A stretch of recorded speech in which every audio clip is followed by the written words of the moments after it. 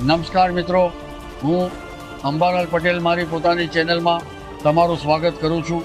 મિત્રો, હવામાન પર નજર કરીએ તો કેટલાક સ્થળોએ માત્ર હળવા ઝાપટા અથવા છૂટાછવાયા વરસાદની નોંધ થઈ હતી, પરંતુ ભારે કે અતિભારે વરસાદ ક્યાંય નોંધાયો નથી. ઘણા ખેડૂતો અને સામાન્ય લોકો હવે આગામી વરસાદી રાઉન્ડની આતુરતાથી રાહ જોઈ રહ્યા છે, કારણ કે રાજ્યના અનેક વિસ્તારોમાં હજુ પણ પૂરતો વરસાદ થયો નથી. ખાસ કરીને ઉત્તર ગુજરાત, કચ્છ અને કેટલાક આંતરિક વિસ્તારોમાં હજુ વાવણીલાયક વરસાદની પણ રાહ જોવામાં આવી રહી છે. બીજી તરફ દક્ષિણ ચીનના દરિયામાં બનેલું બાવી નામનું વાવાઝોડું હાલમાં ખૂબ જ ચર્ચામાં છે. શરૂઆતમાં આ સિસ્ટમ વધુ શક્તિશાળી હતી અને ત્યારબાદ તેની તીવ્રતામાં થોડો ફેરફાર થયો છે, પરંતુ હજુ પણ તે એક મજબૂત ચક્રવાત તરીકે આગળ વધી રહ્યું છે. તેની આસપાસના વિસ્તારોમાં ખૂબ જ ભારે વરસાદ, તેજ પવન અને દરિયાકાંઠાના વિસ્તારોમાં મોટી અસર જોવા મળી રહી છે. અનેક લોકોને સુરક્ષિત સ્થળોએ ખસેડવામાં આવ્યા છે અને સ્થાનિક તંત્ર સતત એલર્ટ પર છે. હવામાન નિષ્ણાતોના જણાવ્યા અનુસાર આ વાવાઝોડું આસપાસનો ભેજ પોતાની તરફ ખેંચી રહ્યું હોવાથી ભારત સહિત ગુજરાતના વાતાવરણ પર પણ તેની પરોક્ષ અસર જોવા મળી રહી છે. હાલમાં ગુજરાતમાં કોઈ સક્રિય વરસાદી સિસ્ટમ ન હોવાથી વરસાદમાં બ્રેક જોવા મળી રહ્યો છે. વરસાદની મુખ્ય ધરી પણ ઉત્તર તરફ હિમાલયના વિસ્તારોમાં સરકી ગઈ હોવાથી હાલમાં ત્યાં હળવાથી મધ્યમ વરસાદ જોવા મળી રહ્યો છે, જ્યારે ગુજરાતમાં વરસાદની ગતિવિધિ નબળી પડી છે. હવે સૌથી મોટો પ્રશ્ન એ છે કે ગુજરાતમાં ફરી ભારે વરસાદ ક્યારથી શરૂ થશે. હવામાનના વિવિધ મોડલ અને ઉપલબ્ધ માહિતી અનુસાર આગામી થોડા દિવસો સુધી રાજ્યમાં મોટાભાગે શાંત હવામાન રહેવાની શક્યતા છે. અરબી સમુદ્રમાં પવનની ગતિ મજબૂત રહેશે, પરંતુ તે વરસાદ માટે ખાસ અનુકૂળ પરિસ્થિતિ ઊભી કરશે નહીં. આગામી દિવસોમાં કેટલાક વિસ્તારોમાં હળવાથી મધ્યમ વરસાદ અથવા ઝાપટાં પડી શકે છે, પરંતુ રાજ્યવ્યાપી ભારે વરસાદની શક્યતા ઓછી છે. દક્ષિણ ગુજરાત અને સૌરાષ્ટ્રના દરિયાકાંઠાના વિસ્તારોમાં છૂટાછવાયા વરસાદની શક્યતા રહેશે, જ્યારે અન્ય વિસ્તારોમાં વાદળછાયું વાતાવરણ અને ક્યારેક હળવા ઝાપટાં જોવા મળી શકે છે.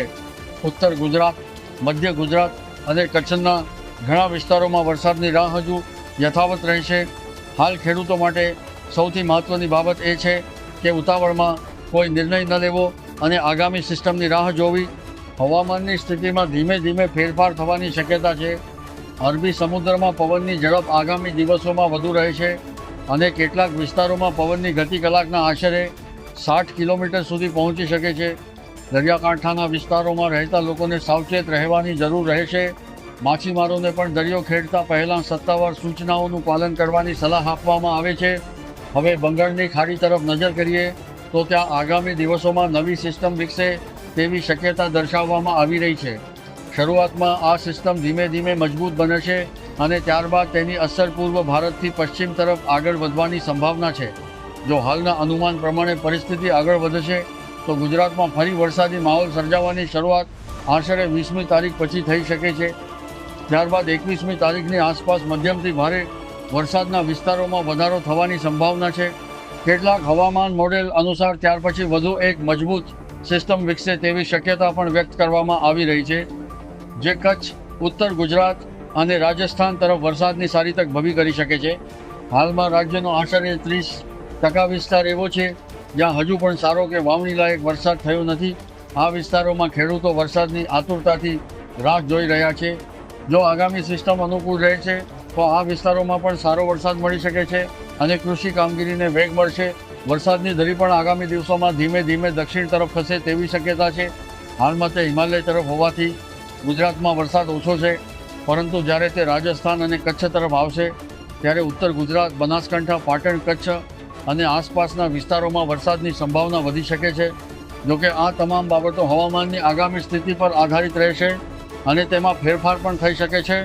તેથી સત્તાવાર હવામાન વિભાગ દ્વારા આપવામાં આવતી નવી માહિતી પર સતત નજર રાખવી જરૂરી છે. આગામી થોડા દિવસો સુધી ભારે વરસાદની શક્યતા ઓછી હોવાથી ગરમી અને ભેજનો અનુભવ પણ વધી શકે છે. વાદળછાયું વાતાવરણ વચ્ચે ક્યાંક ક્યાંક ઝાપટા પડી શકે, પરંતુ રાજ્યવ્યાપી ભારે વરસાદની અપેક્ષા રાખવી યોગ્ય નહીં ગણાય. ત્યારબાદ ધીમે ધીમે વાતાવરણમાં ફેરફાર શરૂ થશે અને બંગાળની ખાડીમાં બનનારી નવી સિસ્ટમ ગુજરાત માટે આશાનું કિરણ બની શકે છે. જો આ સિસ્ટમ મજબૂત બનશે તો રાજ્યના વરસાદથી વંચિત વિસ્તારોમાં પણ સારો વરસાદ પડી શકે છે. જુલાઈ મહિનાના અંતિમ દિવસો દરમિયાન વરસાદની ગતિવિધિ વધુ સક્રિય થવાની સંભાવના વ્યક્ત કરવામાં આવી રહી છે અને કેટલાક વિસ્તારોમાં ભારેથી અતિ ભારે વરસાદ પણ જોવા મળી શકે છે. જોકે હાલમાં ઉપલબ્ધ માહિતી અનુસાર આગામી થોડા દિવસો સુધી માત્ર હળવાથી મધ્યમ વરસાદ અને તેજ પવનનું જ પ્રભુત્વ રહે છે. મિત્રો, હવામાન સતત બદલાતું રહે છે, તેથી દરેક નવા અપડેટ સાથે આગાહીમાં ફેરફાર શક્ય છે. અમે હંમેશા પ્રયત્ન કરીએ છીએ કે તમને સરળ ભાષામાં સૌથી નવી અને ઉપયોગી માહિતી પહોંચાડીએ, જેથી તમે સમયસર યોગ્ય આયોજન કરી શકો. જો તમે ખેડૂત છો, મુસાફરી કરવાના હો અથવા રોજિંદા જીવનમાં હવામાનની માહિતી તમારા માટે મહત્ત્વની હોય તો આવા તમામ મહત્ત્વપૂર્ણ અપડેટ માટે અમારી સાથે જોડાયેલા રહો. આજના આ હવામાન અપડેટમાં એટલું જ. જો તમને આ માહિતી ઉપયોગી લાગી હોય તો વિડીયોને લાઈક કરો, તમારા મિત્રો અને પરિવારજનો સાથે જરૂર શેર કરો અને આવી જ વિશ્વસનીય હવામાન માહિતી સૌથી પહેલાં મેળવવા માટે અમારી ચેનલને જરૂર સબસ્ક્રાઈબ કરો. આપનો ખૂબ ખૂબ આભાર.